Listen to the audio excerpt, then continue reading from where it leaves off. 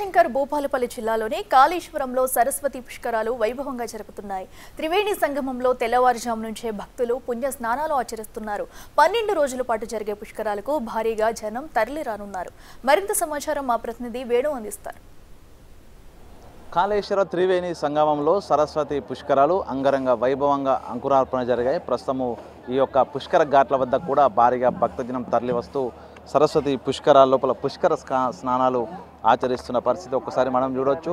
ఆ పుష్కర ఘాట్ వద్ద భక్తులు సరస్వతి పుష్కరాలను పురస్కరించుకొని అంతర్వాహిన ఉన్న సరస్వతి నదిలో పుష్కర స్నానం ఆచరిస్తూ కూడా భక్తులు ఒక్కొక్కరుగా కూడా తరలి వస్తూ ఈ పుష్కరాల్లో పాల్గొంటున్న పరిస్థితి కనిపిస్తుంది. ఇక వేద మంత్రోచ్చరణల మధ్య తెల్లవారుజామున 5:44 ఈ యొక్క గణపతి పూజ అనంతరము యాగ అనంతరము కూడా ఈ యొక్క సరస్వతి పుష్కరాలకు అంకురార్పణ చేయడం జరిగింది. వేకువజాము నుంచి కూడా ఈ త్రివేణి సంగమ తీరానికి భారీగా భక్తులు తరలి వస్తున్న పరిస్థితి. సో అత్యంత అరుదైనటువంటి ఈ యొక్క ఘట్టానికి త్రివేణి సంగమ క్షేత్రము అదే త్రిలింగ క్షేత్రమైన కాళేశ్వరమే ఇక్కడ వేదిక అయిందని చెప్పుకోవచ్చు. గోదావరి ప్రాణహిత నదులు కలిసే చోటు అంతర్వాహినిగా ఉన్నటువంటి సరస్వతి నది ఉద్భవించినటువంటి ప్రాంతం ఇది కావడంతో ఈ యొక్క పుష్కరాలకు ఎంతో ప్రాముఖ్యత కలిగింది. ఒకసారి మనం చూడొచ్చు, రెండు అటు గోదావరి నది ఓవైపు ప్రాణహిత నదులు కలుస్తున్నటువంటి ఈ యొక్క ప్రాంగణము ఇక్కడ అంతర్వాహినిగా సరస్వతి నది ఉండడంతో 3 నదులు కలిసినటువంటి త్రివేణి సంగమంగా కూడా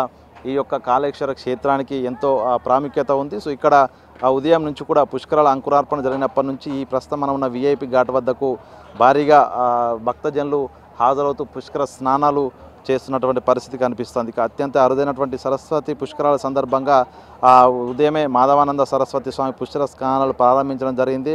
సో సరస్వతి నదికి ప్రత్యేక పూజలు నిర్వహించారు. గత కొన్నేళ్ల నుంచి దశాబ్దాల కాలంగా కూడా సరస్వతి పుష్కరాలు నిర్వహించడము సాంప్రదాయబద్ధంగా ఆనవాయితీగా వస్తూ ఉండేది. సో ఇక్కడ మాత్రము సరస్వతి అమ్మవారు కొలువైనటువంటి క్షేత్రం కావడము, ఇక్కడ అంతర్వాహినిగా సరస్వతి నది ఉద్భవించడం కూడా ఇది ఒక కీలకమైనటువంటి పుణ్యక్షేత్రం కూడా వెలుగొందుతుంది. సో ఇక్కడే మనం చూడొచ్చు, భక్తులు పుణ్యస్నానాలు ఆచరిస్తున్నారు. ఈ సమ్మర్ సీజన్ కావడంతో ప్రభుత్వము అనేక ఏర్పాట్లు చేసింది. చలువ పందిళ్ళు ఏర్పాటు చేయడము, మరోవైపు భక్తులు నది లోపలికి వెళ్ళి స్నానం ఆచరించేందుకు కూడా పూర్తిగా షేడర్స్ కూడా ఏర్పాటు చేసి ఎటువంటి ఇబ్బందులు కలగకుండా అన్ని ప్రత్యేక ఏర్పాట్లు 35 కోట్ల నిధులను వెచ్చించి చేయడం జరిగింది. ఒకసారి ఈ ప్రాంగణం అంతా కూడా పుష్కర శోభ సంతరించుకొని ఉదయం నుంచి కూడా కలకల్లాడుతూ కనిపిస్తుంది. మరో 12 రోజులు నేటి ఉదయం నుంచి కూడా 12 రోజుల పాటు ఈ పుష్కరాలు జరగన నేపథ్యం లోపల దాదాపు 1 కోటి వరకు భక్తులు వస్తారనే అంచనాల నేపథ్యంలో ఆ స్థాయి ఏర్పాట్లను ప్రభుత్వం కూడా చేసిన పరిస్థితి కనిపిస్తుంది. మొత్తానికి సరస్వతి పుష్కరాలు తెలంగాణ రాష్ట్రంలో మొట్టమొదటిసారిగా నిర్వహించడము, అందులోనూ ఉమ్మడి ఏపీగా ఉన్నప్పటి నుంచి కూడా ప్రభుత్వ పరంగా సరస్వతి పుష్కరాలు నిర్వహించడం ఇదే మొట్టమొదటిసారి. సో అంటే అత్యంత కీలకంగా ప్రస్తుతము రేవంత్ రెడ్డి సర్కార్ అయితే ఈ పుష్కరాలను నిర్వహించి విజయవంతం చేసేందుకు కంకణబద్ధమైనట్టు పరిస్థితి కనిపిస్తోంది. సో ఎక్కడ చూసినా కూడా భక్తుల కోసం మంచినీళ్ళు ఏర్పాట్లు చేయడము, అదేవిధంగా చలవ పందిలు ఏర్పాటు చేయడము, పూర్తిగా సీసీ కెమెరాల పర్యవేక్షణ లోపల ఈ యొక్క పుష్కర ప్రాంగణం అంతా పోలీసుల పర్యవేక్షణ కొనసాగడం విజయవంతంగా వచ్చేటువంటి భక్తులకు ఎటువంటి ఇబ్బందులు లేకుండా